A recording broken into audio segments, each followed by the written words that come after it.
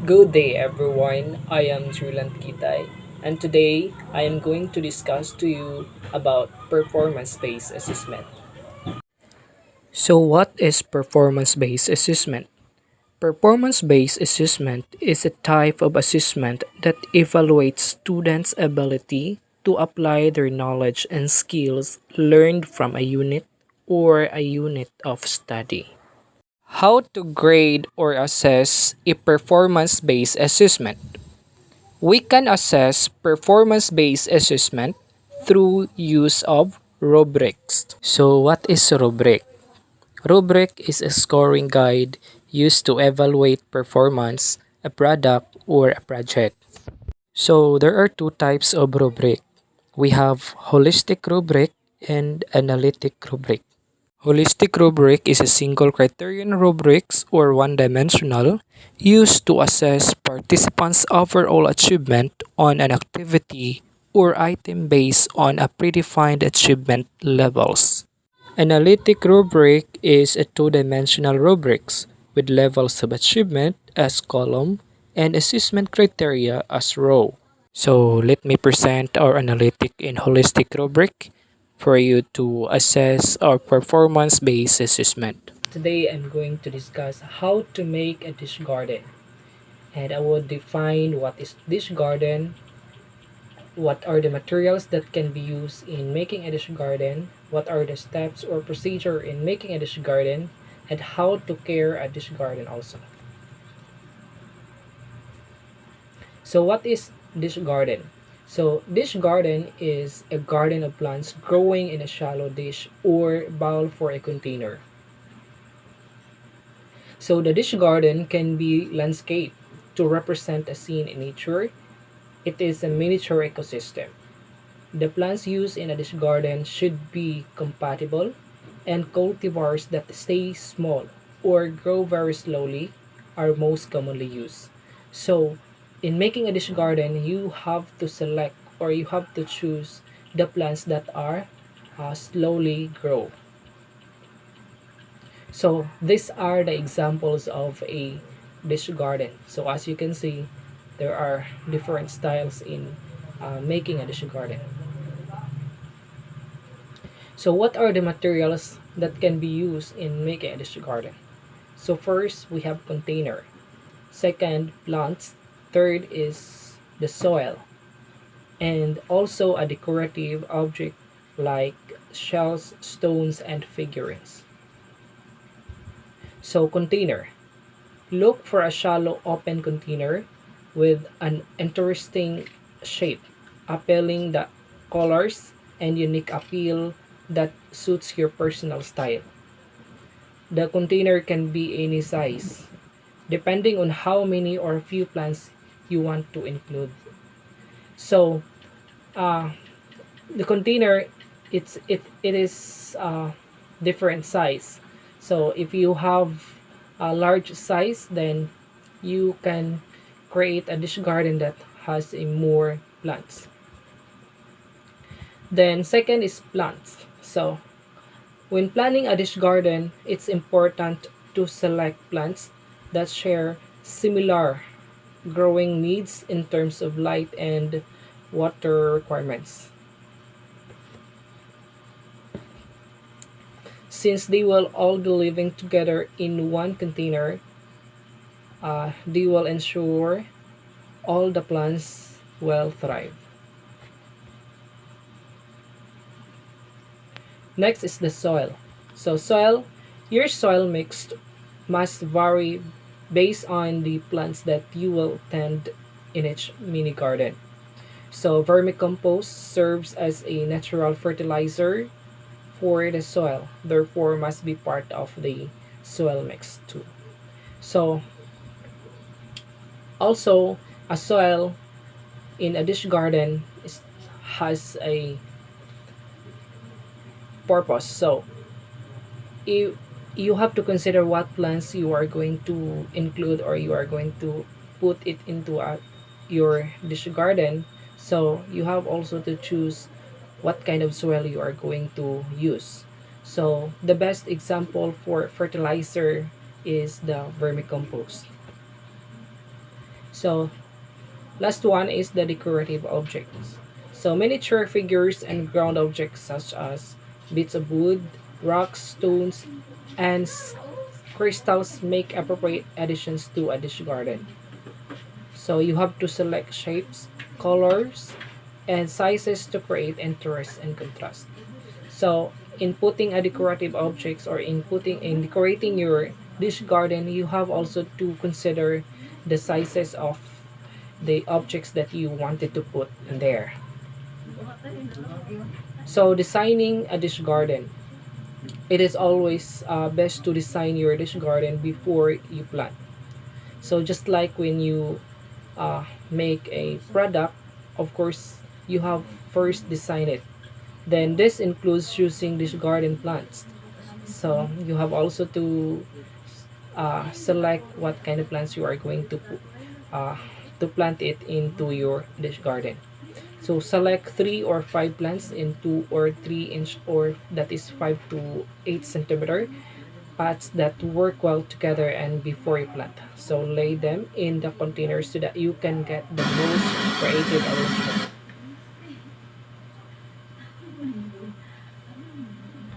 So keep in mind that if all sides of the container will be seen, you will need to put the taller plants in the center. So if the garden will only be seen from the front, be sure to put the taller plants at the back.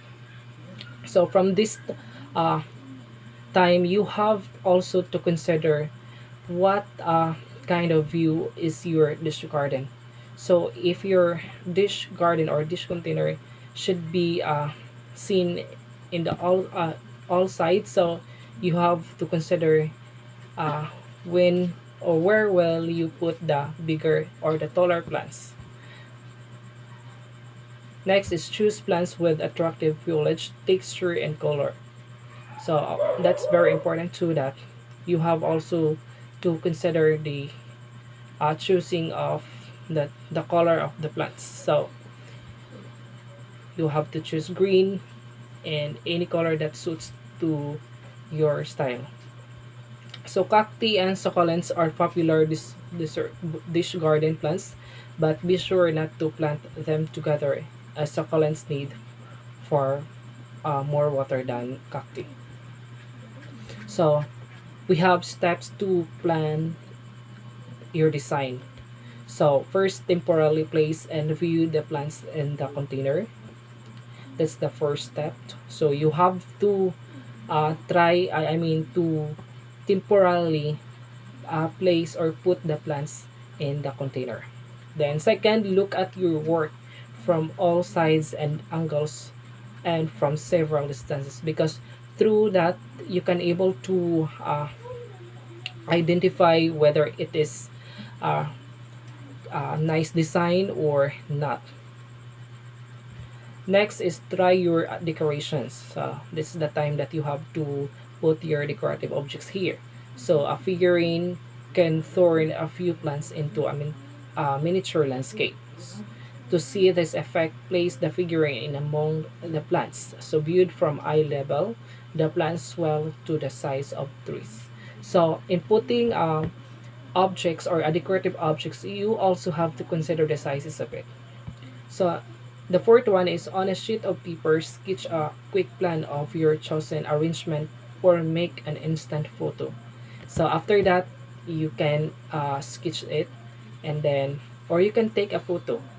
Then so that that's the basis for you to do the final making of this garden. Okay, so the last one is gently remove the plants and set them aside. So after you have taken a picture in it, you have to set aside that. So after that steps, you have also that steps to plant your dish garden. So this is the steps in planting a dish garden. So number one, you have to begin to permanently plant your dish garden. Your follow your sketch. So since you have already your sketch, you have to follow it, and because this is the final making of your dish garden. So you have to follow it. Second one is build a small mound in the dish for each plant and spread the roots over the mound. So if a plant has an extremely large root system prone its roots a little. So place a little more soil over the roots to hold the plants in a place. So soil is very important. So in order for the plants to grow, you have also to put that uh, enough soil for it.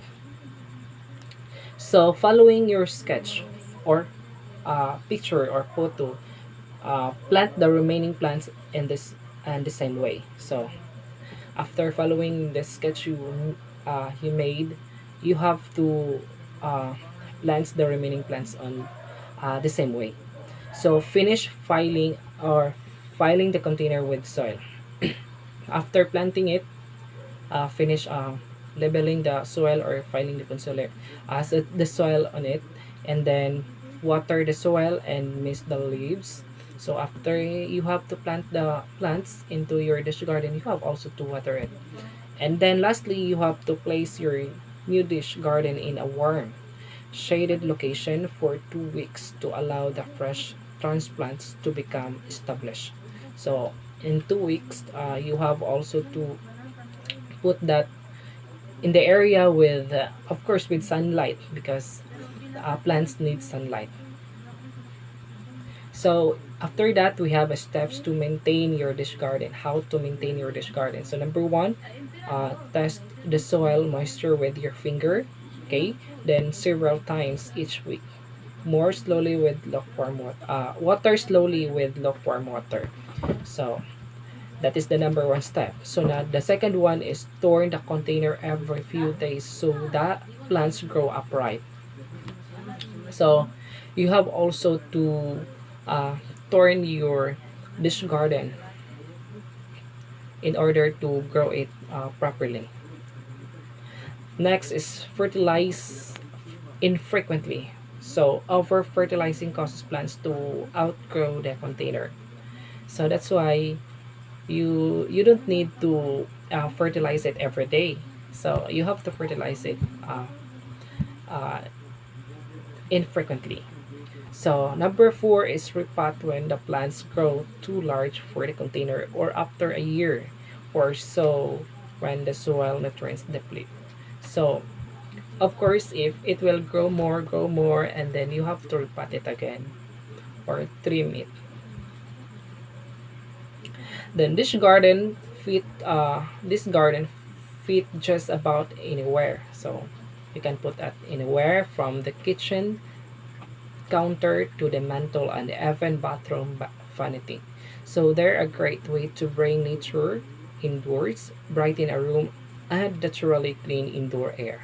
So since this garden is good in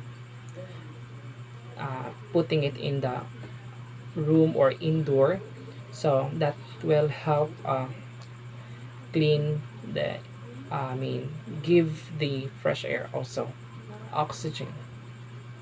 So with the right plants, this garden are maintenance free, thriving under any condition. So they help create a healthy home by removing toxins and create a calming influence that helps reduces stress. So this garden helps also to reduce your stress. So start now making your this garden. So what are the benefits of this? So for the emotional benefits, so not only can plants feel at home, so with a burst of color and give caretakers something to nourish, this garden also evoke a spirit of peacefulness and serenity. So you can feel uh, peaceful, peace in your home if you have that. If you have a dish garden, then the mere presence of plants in our surroundings brings a feeling of refreshment. Of course, when you have a dish garden, you feel refreshed.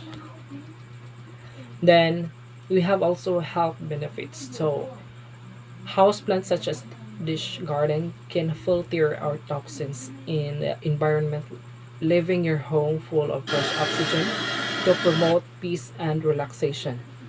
So dish garden can also aid in eliminating airborne pollutants and adding humidity to the air, making it healthier for us to breathe. So, if you have a dish garden, it gives you a healthy lifestyle because it gives you a fresh air to breathe.